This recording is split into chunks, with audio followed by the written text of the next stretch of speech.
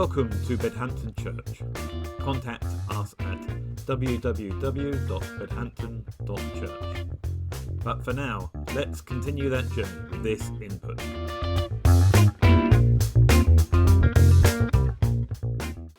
You'll remember that we're working our way through a series in Exodus, which we're calling Exodus for Normal People. There is a page on the website where you can go back and look at some information about where we're going and some background information. And if you've missed any of the talks so far, they're on there as well. You can catch up with those. In our previous episode, Polly took us through how Moses was born, how he was raised in the Pharaoh's household, the palace, how he murdered an Egyptian and ran away to Midian, where he met his wife and his shepherd father-in-law, Reuel. Then she reminded us that time passed along and he settled into being a shepherd. Whilst the plight of his fellow Israelites may have gone to the back of his mind, it certainly hadn't gone to the back of God's mind. We read that God heard their groaning and he remembered the covenant with Abraham, with Isaac, with Jacob. So God looked on the Israelites and was concerned about them, and we went through some of that. In this episode, of course, we're going to find out exactly what God's plan is for these people who are in pain. So as the introduction titles fade, we come across a shepherd who is tending his flock on the plain. And we read in our Bibles that Moses was tending the flock of Jethro, his father-in-law, the priest of Midian, and he led the flock to the far side of the wilderness and came to Horeb, the mountain of God. Hold on a minute. Didn't Polly last week tell us that his father-in-law was called Reuel? She did also hint, of course, that he would become Jethro, didn't she? And in here we see Horeb, the mountain of God. That same mountain that will become known as Sinai later on, Mount Sinai. Here we're beginning to see the working out of that idea I introduced when I did the overarching story of Exodus. The idea that we've got a number of traditions come into one book here. So a number of the stories of Moses and the Israelites coming into one. And if you remember, I said we're not to worry about that. In fact, we did that little experiment of Susie and myself, didn't we? We listed out, Susie and I separately listed out all the headlines for us since we've been here in Bedhampton. And if you remember, Susie had all of the children down with all their wedding dates and the birth of our grandson, all the dates immaculately correct down to the month. And then there was my list, where I had my son getting married in the wrong year, but I also had different ideas about what the headlines were. And we spoke about how actually both histories of us being in Bedhampton are true. In fact, when they come together, they make a more complete picture. And that's what we're seeing with Exodus. And there is so much in this to be had as well. Even this just first paragraph, first sentence. Do we notice that Moses is now a shepherd himself? Maybe even a good shepherd? And we know, don't we? We know that Matthew's gospel introduces Jesus to be the new Moses, but also Jesus, of course, referred to himself as the good shepherd, as we heard in our reading. I am the good shepherd. I am the good shepherd. Hold on to that. We'll be back to that.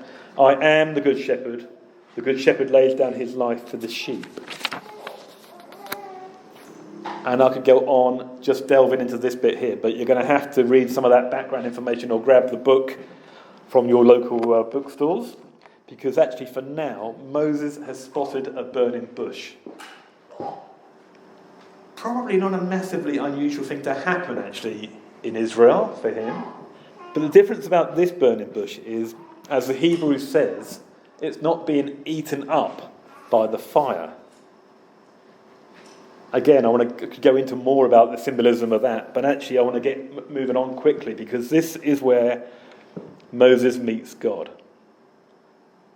And God says, I have indeed seen the misery of my people in Egypt. I've heard them crying out because of their slave drivers, and I am concerned about their suffering. So I have come down to rescue them from the hands of the Egyptians. I just picture Moses at this point going, about time too. You know? I picture Moses going, yes, go get them, God. Go get those Egyptians. I mean, we could probably think, yes, about time, let's crack on with it. But Moses is going to be a little less keen on the plan in a moment, as we know. Because actually God continues.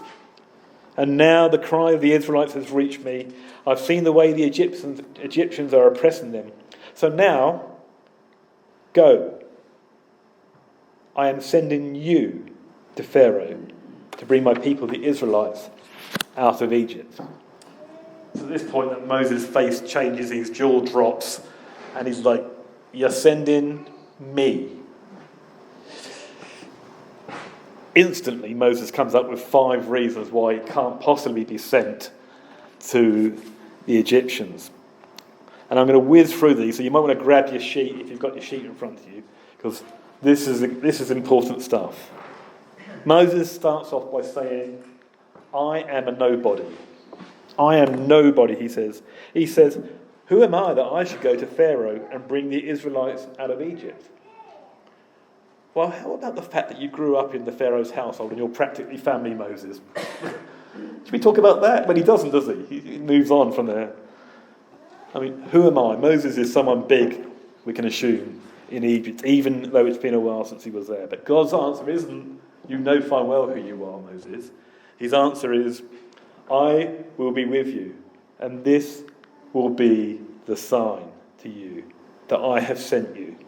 When you have brought the people out of Egypt, you will worship God on this mountain. He says, I'm going to be with you, but actually you're not going to find that out until later. You have to step out in faith. And then you will see when you look back that I was with you. Step out in faith, live in revelation. I will be with you. But Moses is so blinded at this point, he just comes up with the next excuse. I don't actually have any faith, God. Who are you anyway? Suppose I go to the Israelites and they ask me, what is his name? He's got a shallow faith. He hasn't connected this God with the God of Genesis that he knows. But God has an answer for him.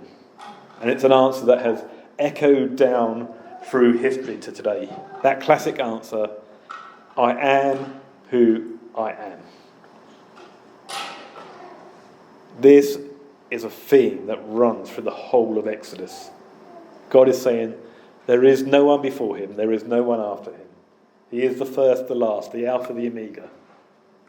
He is the only one worth worshipping. Do not worship anything else. Do not worship other gods. Do not worship your house. Do not worship a car. Do not worship your job. Don't worship your children even. There is one God to worship. But again, Moses is blinded by his fear, and so he quickly goes on, I can't be trusted. They won't trust me. What if they don't trust me? They probably don't even know me. What if the elders of Israel don't trust me to lead? What if they look at me and they just see a shepherd? And God says, I will give you signs. And then he demonstrates those signs to him, doesn't he? The snake coming out of the staff, the blood on the ground, doesn't he? He demonstrates that, the leprosy turning back again. So, just a couple of random demonstrations of God's power for Moses. Except, of course, nothing in Exodus is random. It's all there for a reason. Why a snake? Do we know another story somewhere where there's a snake involved? We might, mightn't we? It's symbolism, isn't it? It's like the snake in the Garden of Eden represents the devil.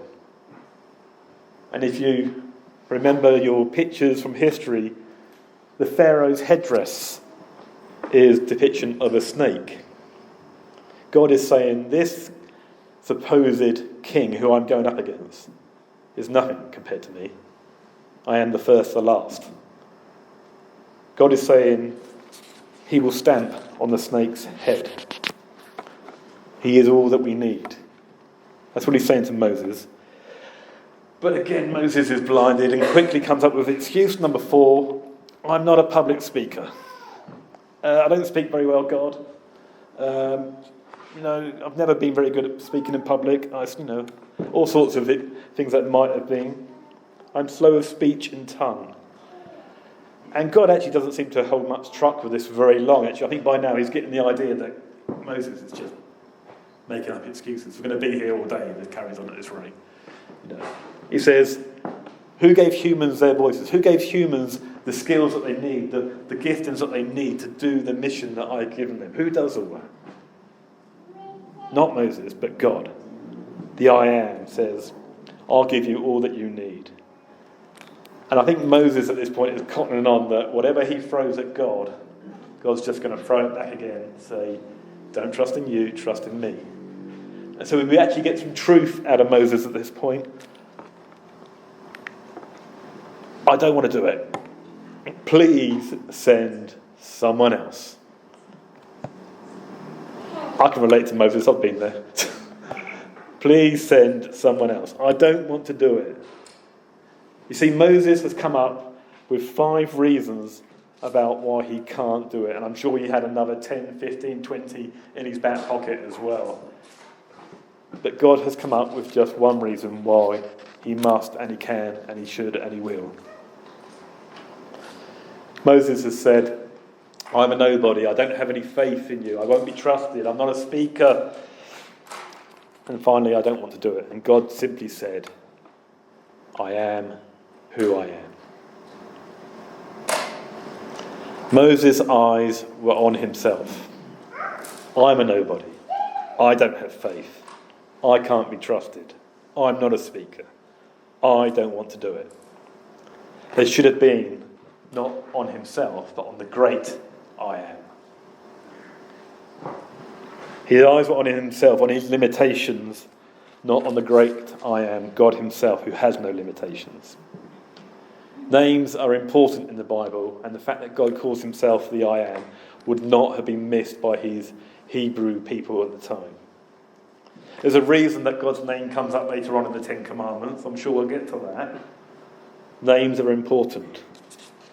There is no other God before the great I am. Well, that's a nice story, isn't it? But so what? So what in 2024? What difference does it matter to us when we go home and the kids are crying and causing a panic in the house, or we go home and we're sitting out on our own again? What difference does it make in 2024? Because we give Moses quite a hard time, actually, don't we? We sit this side of history.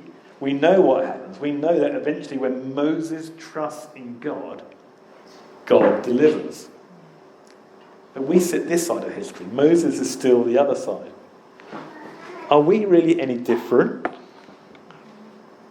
Are we any different in 2024? When you are called to step out in faith,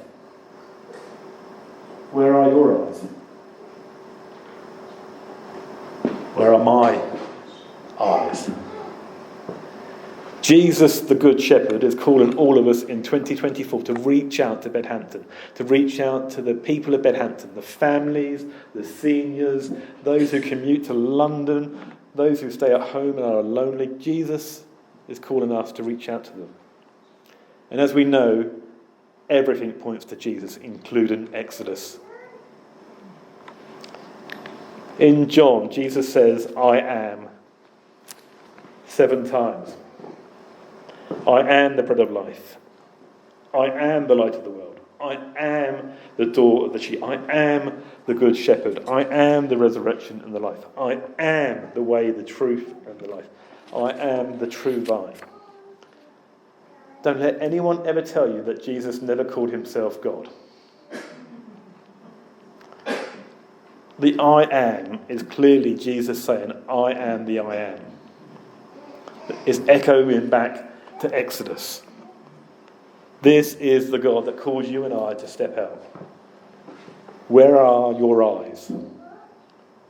Are they on you and what you think you can't do because of circumstances or age or because of wealth or because of situations? Or are they on the great I am, Jesus? That's where I finished my sermon for today. And then I sat down, because we're in the middle of Lent, And Susie and I have stupidly decided that we're not going to watch any TV during the week. So you sit down in the evening and you go, right, what do I do now? And I've been reading the book, unsurprisingly. And I finished my sermon and I sat down to carry on reading my book by a man you may not have heard me mention before, called John Mark Comer. Have I ever mentioned this chap? Just a bit. I was reading his latest book, and in here, I've heard John Mark Comer quote this before. He quoted St. Augustine. St. Augustine said, "Without God we cannot. Without us, God will not." And I just had to go back to my desk and put that in. Because that is really what Moses missed, isn't it? And that's what we can miss so often. It's not about us. It's not where our eyes are on ourselves. It's when our eyes are on the great I am. But the great I am wants us to be involved. What will God do through you when you choose to focus on what Jesus, the great I am, said he will do with you? Where are your eyes today? You have been listening to Bedhampton Church. Our prayer is that this helps you journey with Jesus and serve your community by sharing God's love and friendship. Subscribe and join us for more discussion at www.bedhampton.church. All material Creative Commons copyright. Contact us for more details.